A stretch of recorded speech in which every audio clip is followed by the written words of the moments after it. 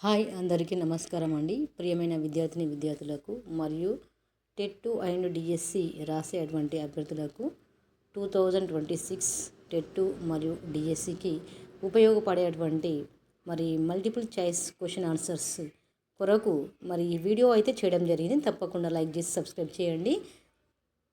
8వ తరగతి తెలుగు నుండి ప్రతి సంవత్సరము టెట్లో ప్రతి పాఠం నుండి 2-3 ప్రశ్నలు రావడం జరుగుతుంది. తప్పకుండా 8వ తరగతి తెలుగు పాఠ్యాంశముల నుండి ఇక్కడ మొదటి ప్రశ్న చూసినట్లయితే, పాఠము అసామాన్యులు అనే పదానికి సరైన అర్థం ఏమిటి అని ఇక్కడ ఇవ్వడం జరిగింది. అసామాన్యులు అనే పదానికి సరైన అర్థం ఏమిటి అంటే, విద్య లేని వారా, ధనవంతులు, సాధారణ మనుషులు, అసాధారణ గుణాలు కలవారు. ఇందులో ఏది సరైన జవాబు అంటే అసాధారణ గుణాలు కలవారు. ఇందులో సరైన జవాబు ఏమిటి అంటే అసాధారణ గుణాలు కలవారు. అసామాన్యులు అనే పదానికి సరైన అర్థం అసాధారణ గుణాలు కలవారు. రెండవ ప్రశ్న అసామాన్యులు పాఠ్యాంశం నుండి, అసామాన్యుల ప్రత్యేకత ఏది? అసామాన్యుల ప్రత్యేకత ఏమై ఉంటుంది అంటే పేరు, సంపద, సేవాభావం, వేషధారణ. అంటే అసామాన్యుల ప్రత్యేకత ఏమై ఉంటుంది? సరైన జవాబు సేవాభావం. సరైన జవాబు ప్రత్యేకతను తెలియజేస్తుంది. సేవాభావం అనేది అసామాన్యులకు ఉండేటువంటి ప్రత్యేకత. మూడవ ప్రశ్న చూసినట్లయితే, ఈ పాఠం ప్రధానంగా దేనిని ప్రేరేపిస్తుంది? భయం, పోటీ, ఆదర్శ జీవనం, వినోదం. దేనిని ప్రేరేపిస్తుంది అని అంటే ఆదర్శ జీవనాన్ని ప్రేరేపిస్తుంది. ఈ పాఠం ప్రధానంగా దేనిని ప్రేరేపిస్తుంది? ఆదర్శ జీవనాన్ని ప్రేరేపిస్తుంది. నాలుగవ ప్రశ్న చూసినట్లయితే, అసామాన్యులు సమాజానికి ఎలా మార్గదర్శకులు అని అనుకుంటున్నారు?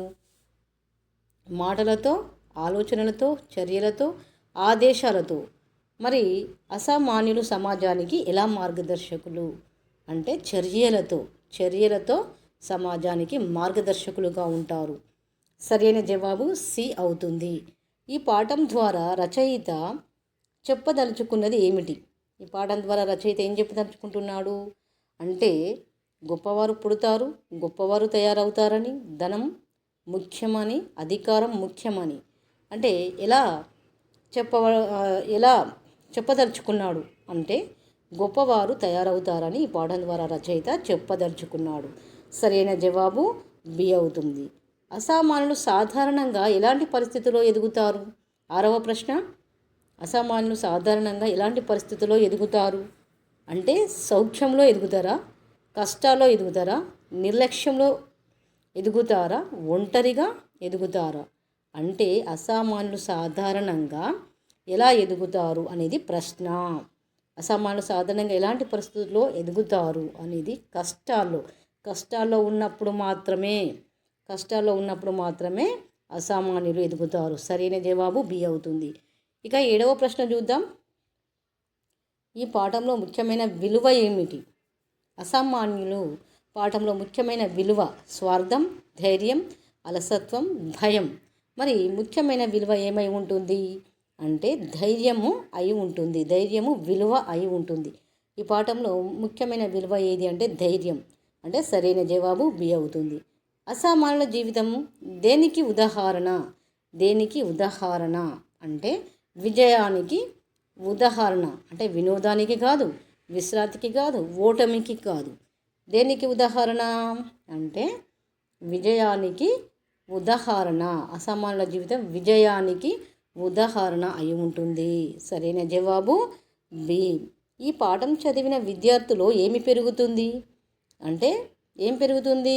ఆత్మవిశ్వాసం అనేది పెరుగుతుంది. భయం అనేది ఈ పాఠం చదివితే భయం పెరుగుతుందా? కాదు. అసూయ, నిరాశ కాదు. ఆత్మవిశ్వాసం అనేది పెరుగుతుంది. అసామాన్యుల లక్షణం కానిదేది అంటే పట్టుదల, సేవ, స్వార్థం, కష్టపడే స్వభావం. అంటే ఇందులో సరైన జవాబు ఏమై ఉంటుంది? స్వార్థం అనేది అసామాన్యుల లక్షణం కానిది ఏమిటి అంటే స్వార్థం అనేది ఈ అసామాన్యుల లక్షణం కానిది. పట్టుదల ఉంటుంది, సేవ ఉంటుంది, కష్టపడే స్వభావం ఉంటుంది కాబట్టి కానిది అని అడగడం జరిగింది. ఇక్కడ అసామాన్యుల లక్షణం కానిది స్వార్థం. వారికి స్వార్థం అనేది ఉండదు కాబట్టి అసామాన్యుల లక్షణం కానిది ఏది అని అడిగినప్పుడు స్వార్థం అని గుర్తించవలసిన అవసరం ఉన్నది. ఇక రెండవ పాఠం చూసినట్లయితే శతక సుధ పాఠ్యాంశం నుండి. శతకం అంటే ఏమిటి అంటే శతకం అంటే 100 పద్యాల సమాహారం. ఇది సరైన జవాబు. అంటే కథల సమాహారం, నాటకం, గేయం ఇవి కాదు. 100 పద్యాల సమాహారాన్ని శతకం అని అంటారు. రెండవ ప్రశ్న చూసినట్లయితే శతకాల్లో ప్రధానంగా ఏమి బోధిస్తారు? రాజకీయం, వ్యాపారం, వినోదం, నీతి, ధర్మం. ఏమి బోధిస్తారు అంటే వినోదం, వ్యాపారం, రాజకీయం గురించి బోధించరు, నీతి ధర్మాన్ని బోధిస్తారు. కావున సరైన జవాబు బి అవుతుంది. శతకాలు ప్రధానంగా ఏమి బోధిస్తారు అంటే నీతి ధర్మాన్ని బోధిస్తారు. శతక సుధలో పద్యాలు ఎలా ఉంటాయి? అర్థం లేనివిగా ఉంటాయా? పొడవుగా ఉంటాయా? కఠినంగా ఉంటాయా? సరళంగా ఉంటాయా? అంటే సరళంగా ఉంటాయి. దీనికి సరైన జవాబు బి. శతక సుధలో పద్యాలు సరళంగా ఉంటాయి. శతకాలు ఎవరికి ఉపయోగకరంగా ఉంటాయి? అందరికీ ఉపయోగకరంగానే ఉంటాయి. పిల్లలకు మాత్రమే, పెద్దలకు మాత్రమే, కవులకు మాత్రమే కాదు, అందరికీ ఉపయోగంగా ఉండేది. సరైన జవాబు సి అవుతుంది. శతక సుధలో చెప్పే ముఖ్య గుణం ఏమిటి? ముఖ్య గుణం అంటే లోభం, అహంకారం, సద్గుణాలు, అలసత్వం. సరైన సమాధానం ఏమిటి ఇక్కడ అంటే సద్గుణాలు. శతక సుధలో చెప్పే ముఖ్య గుణం ఏమవుతుంది? సద్గుణాలు అని సరైన జవాబు సూచిస్తుంది. శతక పద్యాల లక్ష్యం ఏమిటి? దీని యొక్క లక్ష్యం శతక పద్యాల లక్ష్యం ఏమిటి అంటే శతక పద్యాల లక్ష్యం ఏమిటి అని అంటే డబ్బు సంపాదన, సమాజ సుధారం, వినోదం, పోటీ. సమాజ సుధారం అంటే సమాజాన్ని చక్కబెట్టడం. దీనికి సరైన జవాబు సమాజ సుధారం అంటే సమాజాన్ని చక్కగా నడిపించేటువంటి విధానాన్ని మరి శతక పద్యాల లక్ష్యానికైతే ఇది అర్థం ఇస్తుంది. సమాజ సుధారం అని సరైన జవాబు. శతకాలో భాష ఎలా ఉంటుంది? క్లిష్టంగానా, గ్రామీణమా, స్పష్టంగా, హృదయంగా, విదేశీ పదాలతో ఉంటుందా? శతకాలో భాష ఎలా ఉంటుంది అని అంటే స్పష్టంగా, హృదయంగా అని ఉంటుంది. సరైన జవాబు సి అవుతుంది. శతకాలు మన జీవితానికి ఎలా సహాయపడతాయి అంటే మార్గదర్శకంగా సహాయపడతాయి. భారంగా కాదు, నిరుపయోగంగా కాదు, భయపెట్టేలా కాదు. కావున సరైన జవాబు మార్గదర్శకంగా మరి శతకాలు మన జీవితానికి సహాయపడతాయి. సరైన జవాబు ఏ అవుతుంది. శతక సుధలో ఏది ముఖ్యంగా కనిపిస్తుంది? నీతి బోధ అనేది ముఖ్యంగా కనిపిస్తుంది. యుద్ధం కాదు, రాజులు, ప్రయాణాలు ఇవి 3 కాదు, నీతి బోధ అనేది ముఖ్యంగా కనిపిస్తుంది. కావున సరైన జవాబు ఏ అవుతుంది. శతక సుధ పాఠం చదివితే పెరిగేది ఏమిటి అంటే విచక్షణం పెరుగుతుంది. శతక సుధ పాఠం చదివితే పెరిగేది ఏంటంటే విచక్షణం అంటే తేడా, అంటే జ్ఞానం కాదు, నిర్లక్ష్యం కాదు, అలసత్వం కాదు, విచక్షణ అనేది పెరుగుతుంది. సరైన జవాబు బి అవుతుంది. ఇంకా 3వ పాఠము తెలుగు జానపద గేయాల నుండి మరి ప్రశ్నలు ప్రతిసారి టెట్లో, డిఎస్లో రావడం జరుగుతుంది. తప్పకుండా ఈ వీడియోని అయితే లైక్ చేసి సబ్స్క్రైబ్ చేయండి. తెలుగు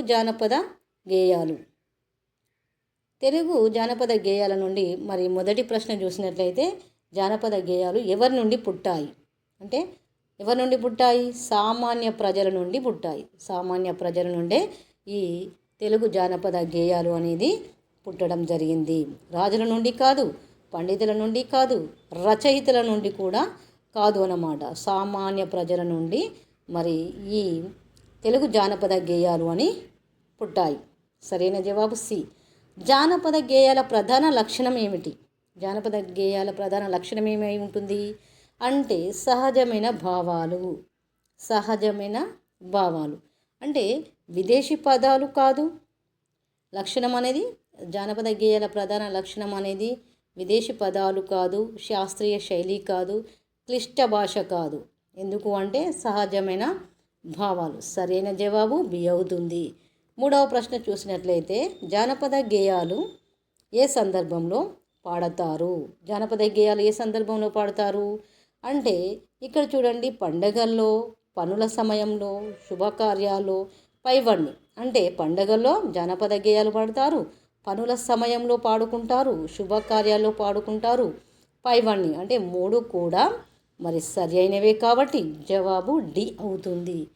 జానపద గేయాలు ఎలా తరతరాలకు చేరాయి అంటే పుస్తకాల ద్వారానా, మౌఖిక సంప్రదాయం ద్వారానా, పత్రికల ద్వారానా, ఇంటర్నెట్ ద్వారానా?